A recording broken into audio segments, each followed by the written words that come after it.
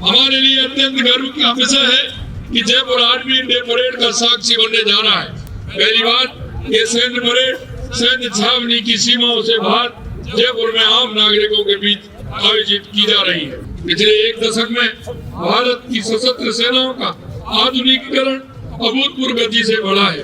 भारतीय सेना केवल एक सशस्त्र बल नहीं बल्कि ये हर भारतीय की ढाल है, हर परिवार का भरोसा है और राष्ट्र की आत्मा है। मेडल कैजुअलिटी सैनिकों के साथ आश्रितों 2300 पदक धारकों को इंदिरा गांधी नहर परियोजना भेज जीती है। बीकानेर में प्रत्येक को 25 बीघा के हिसाब से कुल 750 बीघा भूमि आवंटित की गई है। राजस्थान की ये पावन धरती वीरों की कर्म भूमि है, जिन्होंने आक्रांताओं की लहरों के सामने भारत की ढाल बनकर खड़े रहने का काम किया। बप्पा रावल, राणा कुंभा, राणा सांगा, पृथ्वीराज चौहान, महाराजा सूरजमल, महाराणा प्रताप की वीरता और शौर्य से कौन परिचित नहीं है। राजस्थान की वीरभूमि जिसमें परमवीर चक्र विजेता वीरू सिंह जी, परमवीर चक्र विजेता मेजर शैतान सिंह जी और लेफ्टिनेंट जनरल संगत सिंह जैसे पराक्रमी योद्धाओं को जन्म दिया है। राजस्थान देश की सबसे बड़ी अंतर्राष्ट्रीय सीमा रखता है और राजस्थान के जवान देश की सीमा पर उसी परंपरा के उत्तराधिकारी के रूप में तैनात है। ये यशस्वी प्रधानमंत्री श्री नरेंद्र मोदी जी का धन्यवाद ज्ञापित करता हूँ कि उन्होंने 78वें आर्मी डे परेड 2026 की मेजबानी का अवसर जयपुर को प्रदान किया है।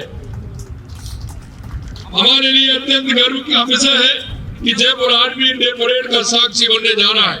पहली बार ये सैन्य परेड सैन्य छावनी की सीमाओं से बाहर जयपुर में आम नागरिकों के बीच आयोजित की जा रही है। पहली बार ये परेड आम नागरिकों को भारतीय सेना के अनुशासन, शौर्य, बलिदान से प्रत्यक्ष रूप से जोड़ेगी। पहली बार राजस्थान के लोग, विशेषकर हमारे युवा, पहली बार इतनी करीब से सेना की ताकत, अनुशासन, आधुनिक हथियारों को देखेंगे। इससे उनमें देश सेवा, राष्ट्रभक्ति और सेना में कैरियर बनने की भावना प्रबल होगी। इस परेड से में लड़ाकू विमानों, हेलीकॉप्टर की भिड़ाई, फास्ट टुकड़ियों का भव्य मार्च, ड्रोन तकनीक और आधुनिक युद्ध क्षमताओं का प्रदर्शन भारतीय सेना की शक्ति को दर्शाता है। आज उस कड़ी में अपनी सेना को जाने प्रदर्शनी केवल एक कार्यक्रम नहीं है, ये आम नागरिक को भारतीय सेना के काम के तरीके को जानने और समझने का एक अवसर है। आप 4 दिनों तक यहाँ हथियारों, उपकरणों की प्रदर्शनी देखेंगे। यशस्वी प्रधानमंत्री श्री नरेंद्र मोदी जी ने ऑपरेशन सिंदूर के वक्त कहा था, खून और पानी एक साथ नहीं बह सकते, और ऑपरेशन सिंदूर में दुनिया में आतंकवाद के खिलाफ हमारे देश की प्रतिबद्धता को देखा है। इस प्रदर्शनी में ऑपरेशन सिंदूर के दौरान हमारी सशक्त क्षमताओं का प्रतीक रहे अत्याधुनिक उपकरणों और युद्ध करने के तौर तरीके की झलक भी आपको मिली है, और समझेंगे कि हम कैसे हमारी सेना दिन रात हमारी सुरक्षा में तत्पर रहती है। हमारी सेना अनुभवी और कठोर परिस्थितियों में प्रशिक्षित बल है, जिसने हर चुनौतियों को मात दी है। हमारे प्रधानमंत्री जी के नेतृत्व में भारतीय सेना और मजबूत हुई है। पिछले एक दशक में भारत की सशस्त्र सेनाओं का आधुनिकीकरण अभूतपूर्व गति से बढ़ा है। सरकार ने मेक इन इंडिया और आत्मनिर्भर भारत अभियान के तहत रक्षा उत्पादन में स्वदेशी को शीर्ष प्राथमिकता दी है। यशस्वी प्रधानमंत्री श्री नरेंद्र मोदी जी ने स्वतंत्रता दिवस 2025 के अवसर पर लाल किले के प्राचीर से मिशन सुदर्शन चक्र की शुरुआत की घोषणा की। यह सुरक्षा चक्र भारत को किसी भी खतरे का सटीक और शक्तिशाली जवाब देने का काम करेगा। वित्तीय वर्ष 2024-25 में भारत का वार्षिक रक्षा उत्पादन रिकॉर्ड स्तर पर जाकर अब 1.51 लाख करोड़ हो गया है। वित्तीय वर्ष 2024-25 में भारत का रक्षा निर्यात सर्वकालिक उच्च स्तर पर पहुंचते हुए 23,622 करोड़ रुपए दर्ज किया है। यह कार्यक्रम खास तौर पर हमारी युवा पीढ़ी के लिए प्रेरणा का स्रोत है। जब युवा टेक आधुनिक हथियार और सैन्य उपकरणों का प्रदर्शन देखेंगे तो उनके मन में देशभक्ति की भावना प्रबल होगी। युवा इन उपकरणों को देखकर ये समझेंगे कि भारतीय सेना में कैरियर केवल बंदूक चलाना नहीं, बल्कि संचार, साइबर सुरक्षा और एरोस्पेस जैसे अनगिनत क्षेत्रों में देश सेवा का अवसर है। इस प्रदर्शनी को देखकर आपके मन में ये प्रश्न जरूर उठेगा कि मैं देश के लिए क्या कर सकूं। साथियों, भारतीय सेना केवल एक सशस्त्र बल नहीं, बल्कि ये हर भारतीय की ढाल है, हर परिवार का भरोसा है और राष्ट्र की आत्मा है। हिमालय की बर्फीली चोटियों पर यह सांस लेना भी कठिन होता है। हमारे जवान माइनस तापमान में देश की सीमाओं की रक्षा करते हैं। राजस्थान के तपते रेगिस्तान में जहाँ रेत और लू इंसान की परीक्षा लेती है, वहाँ भी हमारे सैनिक दिन रात चौकसी करते हैं। सियाचिन की बर्फीली पहाड़ी से लेकर घने जंगलों तक हर मोर्चे पर हमारे जवान अड़े खड़े हैं ताकि देश का आम नागरिक सुरक्षित महसूस कर सके। ऑपरेशन पराक्रम, ऑपरेशन रक्षक, ऑपरेशन सिंदूर जैसे अभियानों के माध्यम ये दिखाया कि भारतीय सेना आक्रामकता का जवाब देना जानती है। हमारी सेना प्राकृतिक आपदाओं में भी राहत एवं बचाव कार्य कर देश के नागरिकों की सेवा करती है। हमारी सेना बार बार यह सिद्ध किया है कि वो केवल हथियारों से नहीं, बल्कि मानवता से भी देश की रक्षा करती है। देश की डबल इंजन की सरकार हमारे सशस्त्र सेना बलों के कार्मिकों के सहयोग और सहायता के लिए तत्परता के साथ काम कर रही है।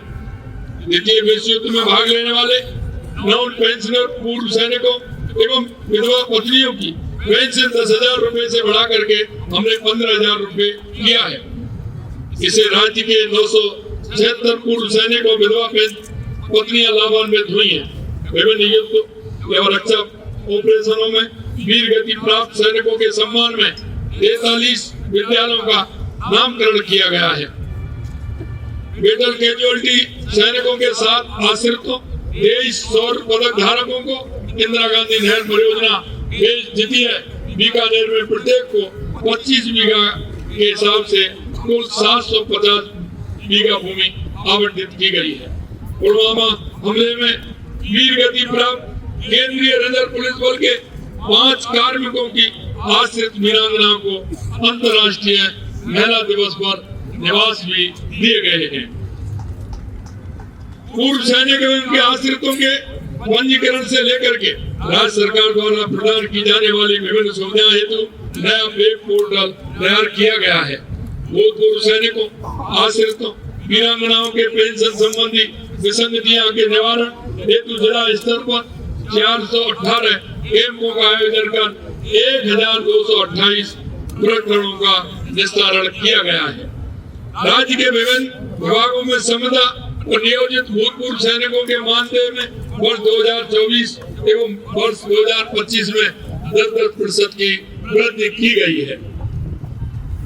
ब्यावर, खेड़तल, दिजारा एवं फलौदी में जिला स्तरीय जिला सैनिक कल्याण कार्यालय स्थापित किए गए हैं। आइए हम सब संकल्प लें कि हम अपनी सेना के साथ सदैव खड़े रहेंगे। आज जब हम यहाँ से जाएं तो अपने दिल में सेना के प्रति सम्मान और गर्व लेकर के जाएं। ये आयोजन जयपुर में होना अत्यंत गर्व की बात है। मैं सभी सैन्य अधिकारियों, सेना के जवानों को इस सफल आयोजन के लिए हृदय से धन्यवाद ज्ञापित करता हूं और मैं कहना चाहता हूं कि इस तरह का ये हमारा आयोजन निश्चित रूप से हमारे आने वाली पीढ़ी के लिए, हमारे उन युवाओं के लिए, हमारे उन नौजवानों के लिए एक मील का पत्थर साबित होगा। और राजस्थान जैसा हम कहते हैं कि हमारे हर गांव में, हर घर में हमारा एक वीर सैनिक हमारे भारत माँ की रक्षा के लिए खड़ा है। निश्चित रूप से हमारे उन वीर सैनिकों के और हमारे आने वाली पीढ़ी के लिए ये हौसला अफजाई करेगा। आप सभी को मैं धन्यवाद देता हूं और मैं माननीय प्रधानमंत्री जी को पूरे धन्यवाद देना चाहता हूं कि उन्होंने यह आयोजन के लिए राजस्थान की वीर भूमि और हमारी जयपुर राजधानी को चुना है। इसके लिए पूरे धन्यवाद देता हूं और आप सभी ने इस कार्यक्रम में भाग लिया है।